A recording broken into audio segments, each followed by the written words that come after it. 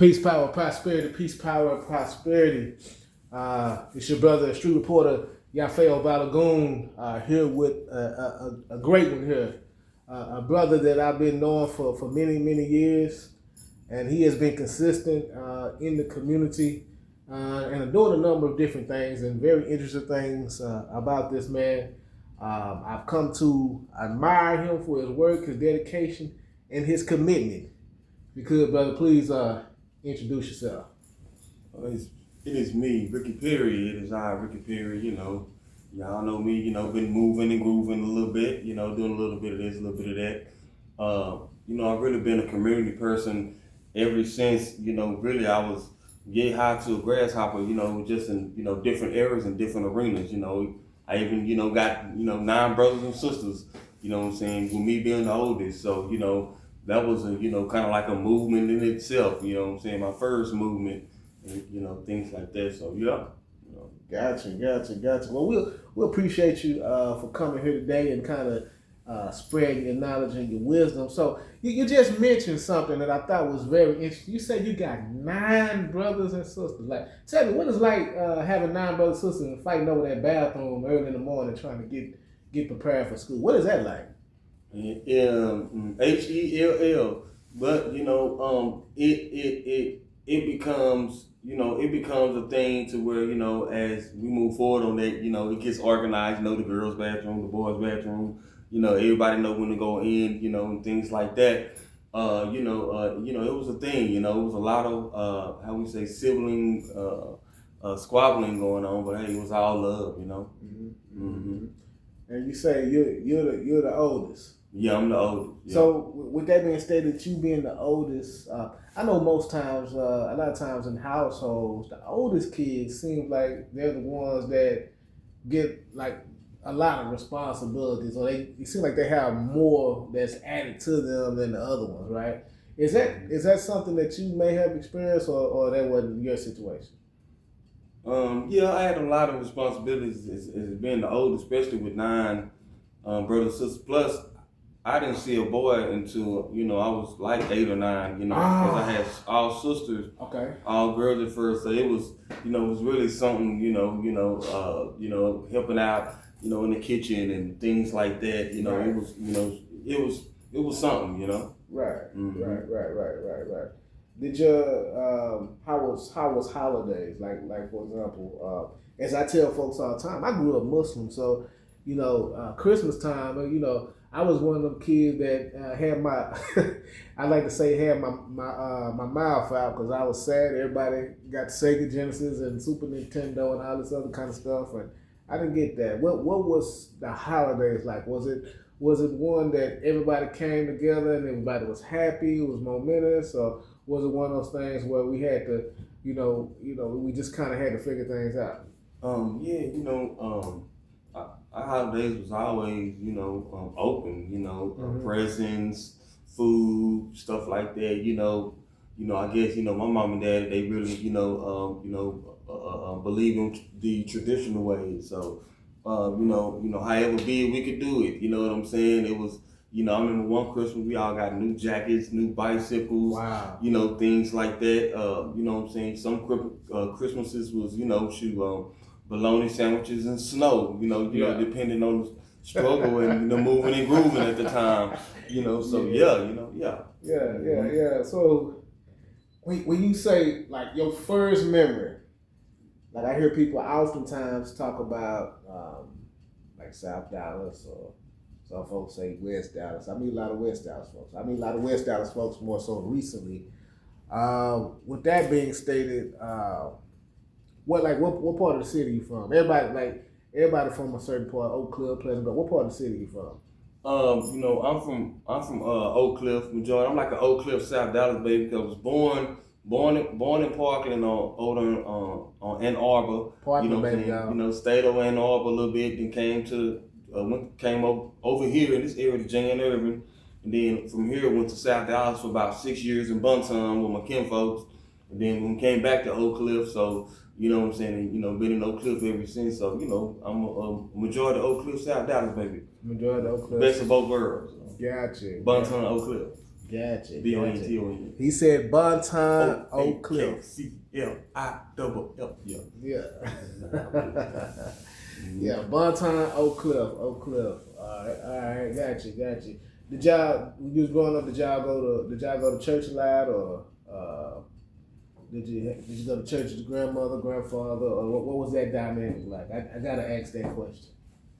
Yeah, we went to church a lot. Like our church, you know what I'm saying, was like the first, if not one of the first biggest church in Dallas, Texas, called Full Gospel Holy Temple. Ah, you went to Fully Gospel Holy Temple? Yeah, that's where I came up in. Ah, so that's Lobias Murray, is that right? Mm-hmm. Wow. Yeah, that's where I come up in. Okay. And 1900 South Ewing, and and we went to church like 5 times a week. Tuesday, Thursdays, 4 times. Tuesday, Thursday, Saturday, and Sunday. And then sometimes on appreciation you go Monday through Sunday. Every day. So yeah, it was church was a integral part, of life in the ghetto. Right. And for those that don't know, Fully Gospel Holy Temple is a well-known church here in the Dallas-Fort Worth area. I think now they have a larger space than what Ricky's talking about. They got a larger space, and they've been at this new space for probably 15, 20 years, if not longer. I think Lobias Murray, who was the pastor, has now passed. Mm-hmm. But it's very interesting. Like, I didn't know that he went to that church, and so this is like something about these conversations that we having that you find out something that you didn't know. Yeah. I didn't know that you grew up going to Fully Gospel Holy Temple. That's very interesting.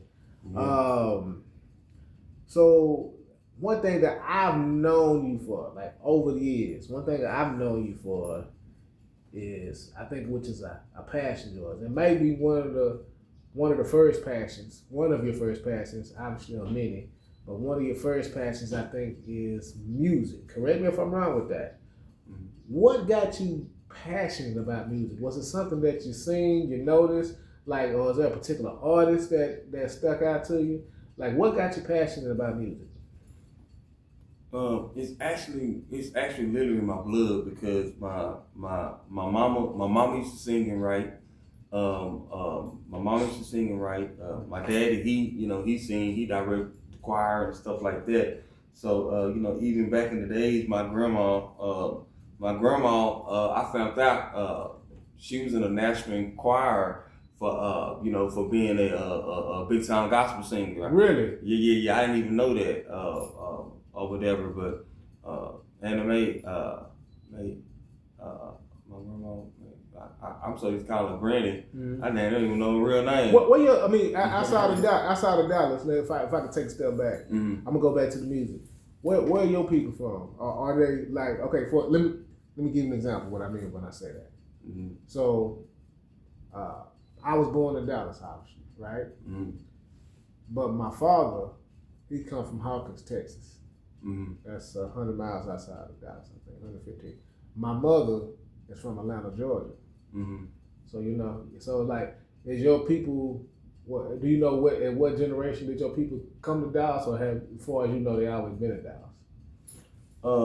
You know what I'm saying? My people is from Atlantis. Okay. No, I'm just joking. Go ahead. I had to hit him across the head with that one. Wow. My daddy's side got some people from like Louisiana, from like the French type of thing area, you know what I'm saying?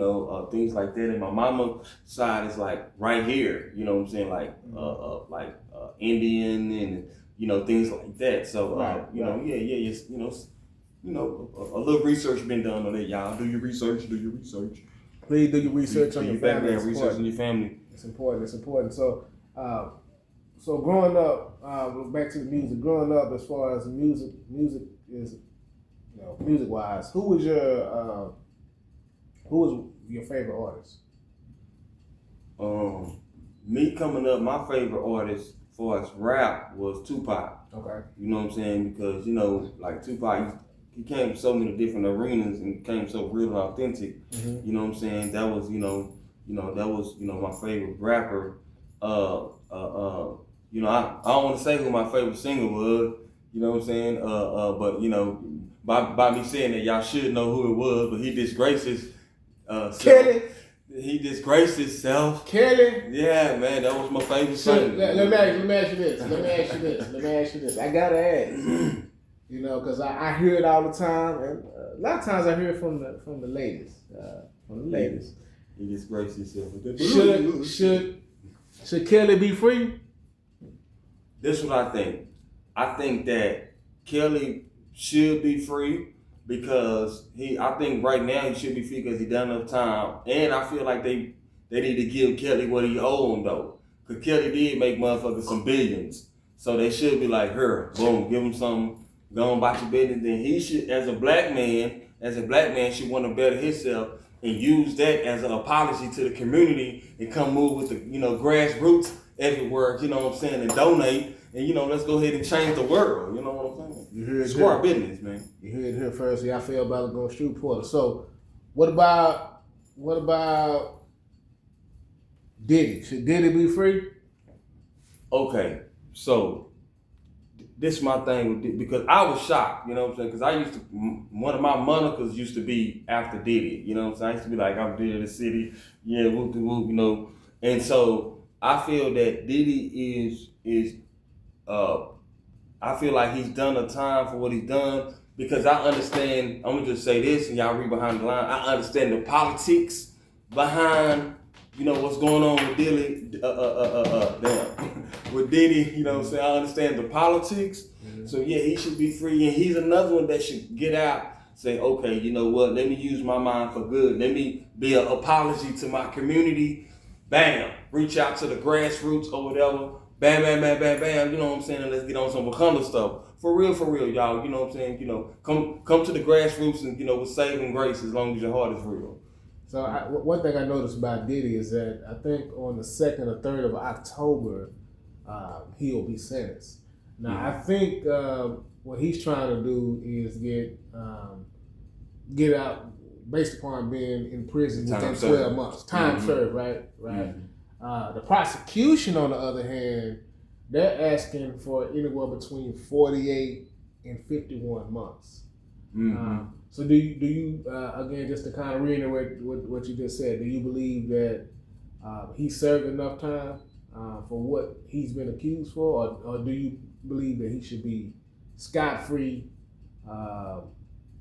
based upon the circumstances? Okay, I thought you were going to say years, 40, 51. You said 40, 51 months, so that's like 4 years. Yeah. Something like that. Yeah.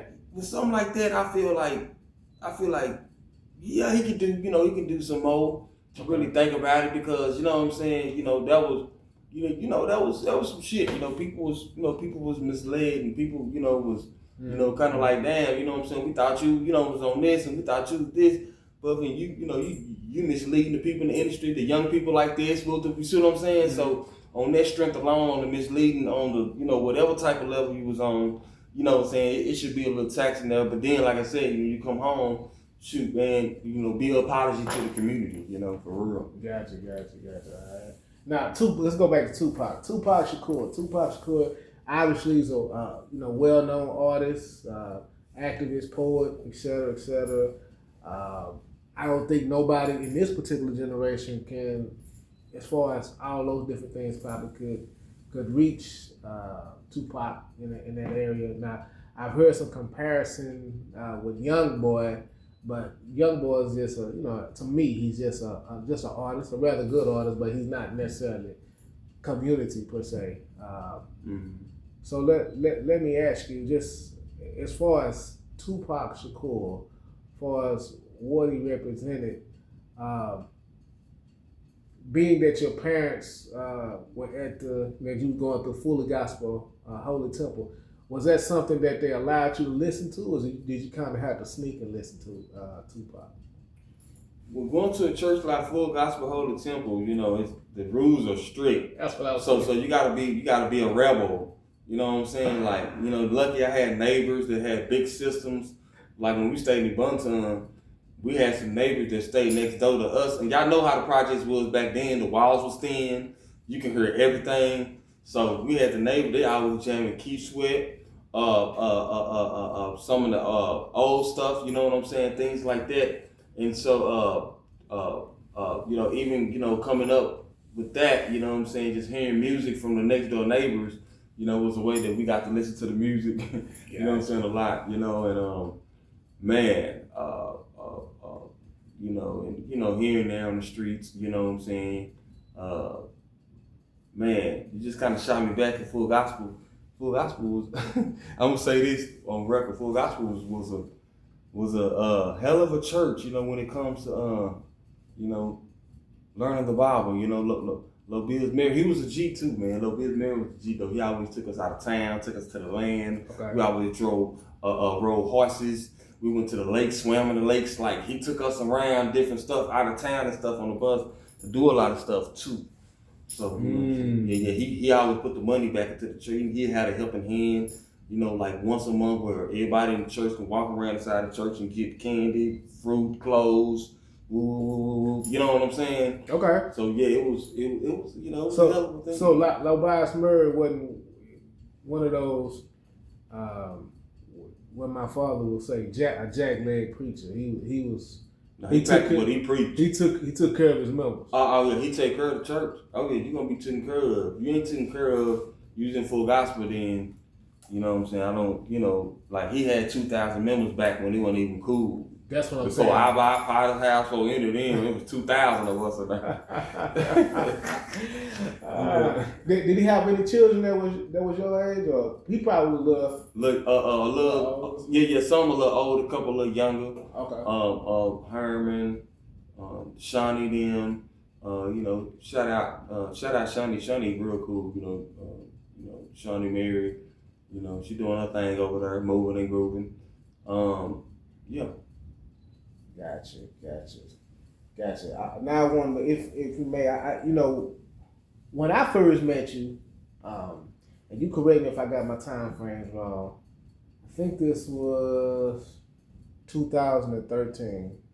And I only say that because I know Clinton Allen was murdered March 10th, 2013.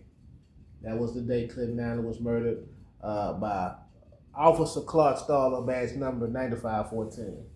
We said badge number 9514, your badge is not clean. That's what we said. And we supported Mothers Against Police Brutality. We still support Mothers Against Police Brutality. In fact, MAPB donated $1,000 towards the park sign that we have. Shout out Colette. Yep. When we renamed College Park in honor of Fahim J. Minka Community Park, which will be installed and hopefully will make the final installment payment tomorrow, hopefully. So, with that being stated, I think I met you at Pan African. The old one. The old Pan African, the South Dallas Pan African. Some folks now don't know about that South Dallas Pan African. If you could, since you obviously was around during that time, tell folks about the South Dallas Pan African before we go into rapping. From what you remember about the old Pan African. To me, the South Dallas Pan African was still the best one. You know what I'm saying? Because it was so cultural. The whole energy, you know, the way you went up the stairs, culture everywhere. The South Dallas Pan African was jumping. I'm talking about jumping. You know what I'm saying? It just had an energy to it. You know, and things like that. You know, I really missed the Pan African South Dallas. You know, it was right there across from Fairport too. So it's like, you know, it's right there in the open where, you know, it just went down in D-Town. You know. Mm-hmm. Yeah. I thought it was pretty good. So I think I first met you there. I don't remember particularly, but if you remember, like what brought you there at that particular time? At that particular time, I had someone I was kicking it with, and you know, she was like, Ricky, I know some brothers and sisters just like you that's in the community for the people that want to fight against the injustice of the government. And then I told her, I was like, bullshit, these niggas, you know, the streets doing this. She was like, no, not these. Whoop. And I was like, well, okay, well, where they at? And she was like, we gonna go to Pan Africa in South Dallas. I was like, who? Pan Africa? I'm like, man, I'm not finna go over there with no Africans. You know what I'm saying? She was like, no, they real niggas out the hood. And they just trying to do something. They just call themselves that because that's what they identify with. So I was like, okay. So boom, one day, you know, I pulled up and bam, you know what I'm saying? No lie, first people I seen was Chief and Yafeo, you know what I'm saying, at the time. You know what I'm saying? Like for real, they was dressed up and camouflage, whoop the whoop, whoop, whoop. And then, you know, when they was speaking, they was, you know, kind of talking, kind of had like what I call the old Black Panther tone. You know what I'm saying? Yeah, what's up, brother? Yeah, comrade. We just whoop the whoop for the people. You know what I'm saying? Whoop the whoop. So I'm like, damn, I'm seeing Huey P. Newton and what's the Super Warrior Black Panther dude? Geronimo Pratt. Yeah, Geronimo Pratt, goddamn, reincarnated around this motherfucker. So from then on, I was like, yeah, then I seen a shot of Shakur in the form of Afro Betty. I just seen a bunch of shit going on. So I was like, damn, I'm gonna, you know, hell yeah, man. It went down, man. Like, man, it was a journey. Like, that was a great journey from training with General City, from the guns, from running the KKK off South Dallas, from the Black Power, from, man, it was, hey, man. Look, because I know folks here with me, you know, I know that we probably may have some minor perspectives that may be slightly different, you know, depending on what story we're telling. But in your opinion, since you talked about KKK / Bear, yeah. If you could tell folks about that, I just, you know, whatever, however you seen it is how you seen it. Tell us about what happened with Bear, in your opinion. Okay, I'm gonna give y'all the real. Okay, when Ricky Perry speaks, say, "Oh shit," because I'm gonna tell you everything. Even on myself. Well, what happened was we got word that they were supposed to be coming through the community, you know, the Bear, you know, to make us to stand. Oh, this was their thing. They gonna stand on Malcolm X, right, and make they stand like that's their thing. We're gonna be able to say we stood on Malcolm X in the Black community and talk about shit, right? That was the main thing behind it, and we was like, hell no. So really, what we did was us as Comrade Guerrilla Mainframe did back then, we kind of stood back and see what South Dallas community gonna do. They're finna get controversial. None of them street niggas, nobody wasn't finna do shit, right? If it wasn't for us, the motherfucker would have got on Martin Luther King, talked this shit and left, and niggas would have been like, oh, that's fucked up. For real, y'all. Y'all know I'm telling the truth. Because I was right there, I was right in the mix. You know what I'm saying? I was one of the people that called the 48 mosque?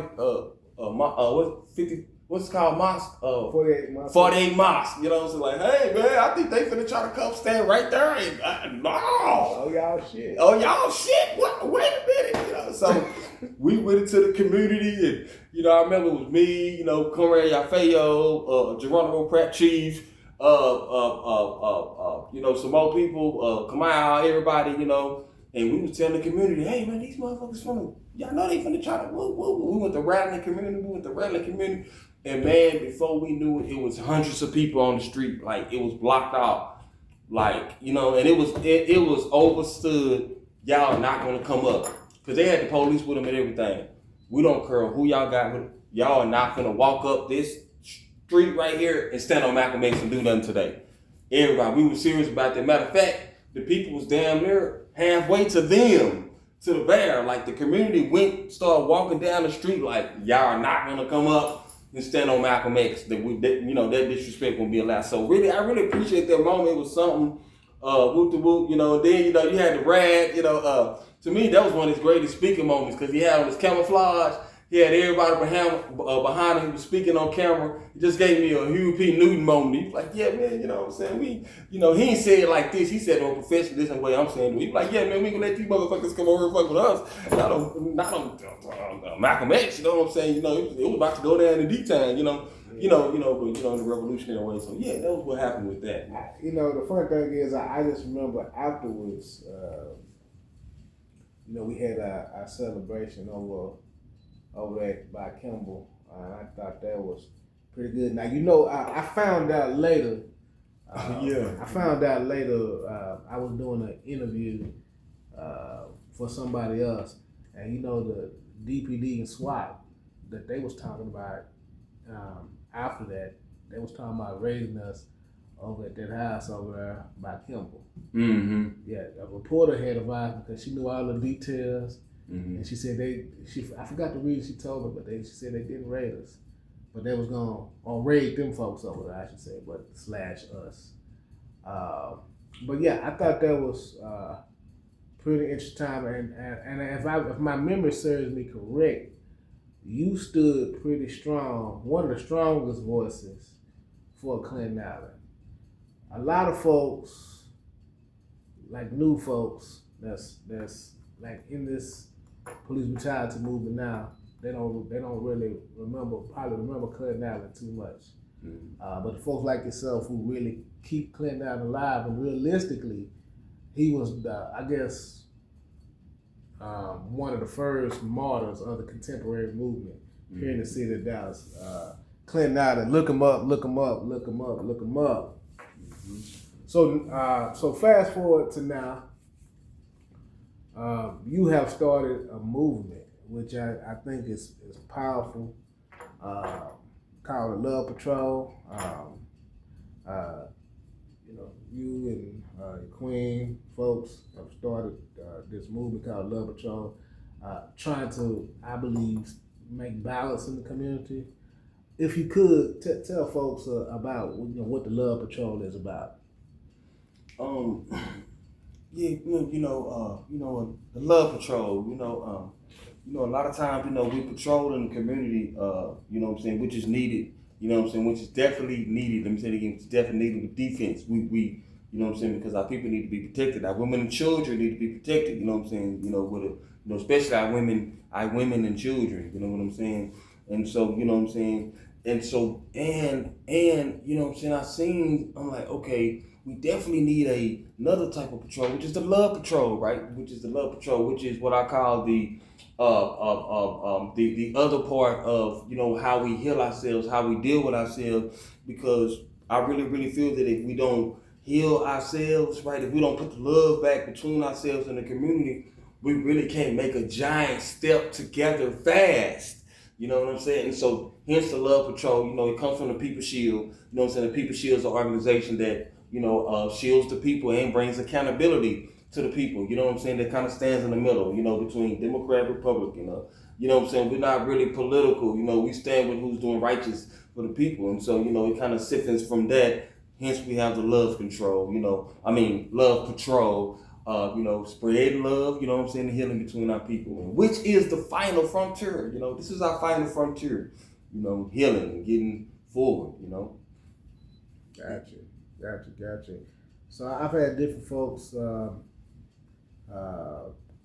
I've talked to different folks, and they find it very interesting that we was giving out roses to the community. And that was obviously something that was different. Folks have seen Pampers, love in the form of Pampers and diapers and sometimes food or whatnot. What made you particularly want to give out roses? How did that come into play?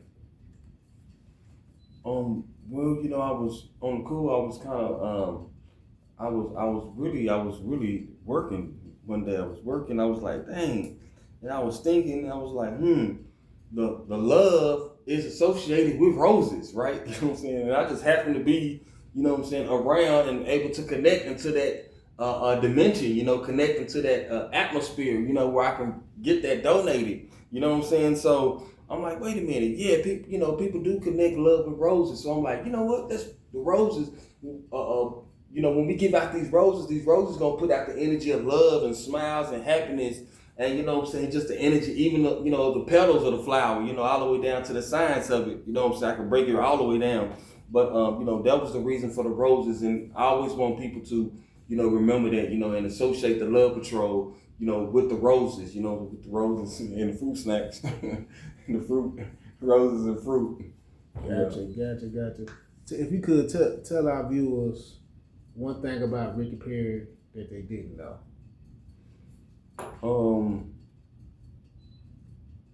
one thing about me that I didn't know is